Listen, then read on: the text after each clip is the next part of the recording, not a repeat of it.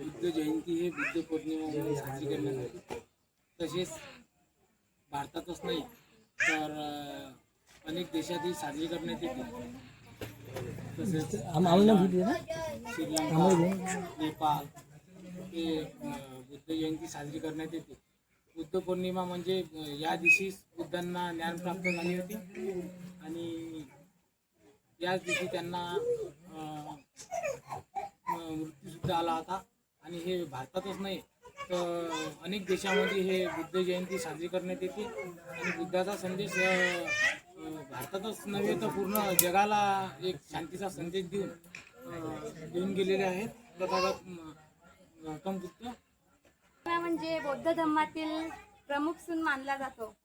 बुद्ध पौर्णिमा हा बुद्ध धर्मातील सर्वात पवित्र आणि महत्त्वाचा सण आहे. ते प्रत्येक जण साजरा करीत असतो. गौतम बुद्ध यांना जन्मदिनी, ज्ञानप्राप्ती, बोधी आणि महापरिनिर्वाण या तिन्ही घटकांची आठवण करून देणारा एक पवित्र दिवस आहे. या तिन्ही महिन्यातील पौर्णिमेला हा सण मोठ्या भक्तीने साजरा केला जातो. भारतासह नेपाळ, म्यानमार, थायलंड, चीन इतर देशांमध्ये बुद्ध जयंती खूप उत्साहाने साजरी केल्या जाते.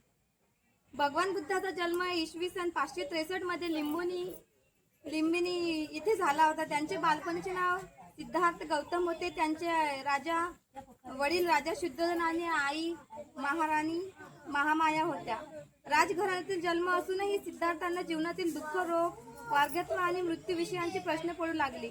मानव जीवनातील दुःखाचे कारण शोधण्यासाठी त्यांनी राजवाडा सोडून सत्याचा शोध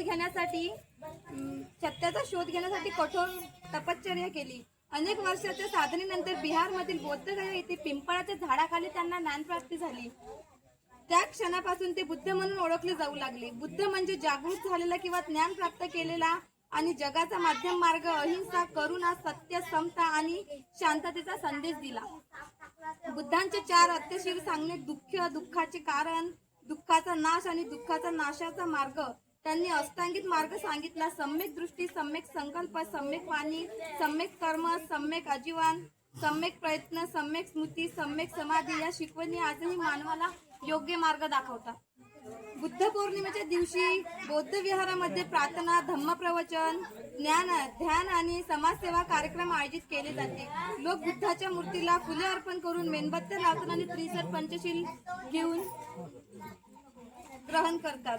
मनुष्य स्वतःच्या कर्माने महान बनतो हा बुद्धांचा आजही तितकाच प्रेरणादायी संदेश.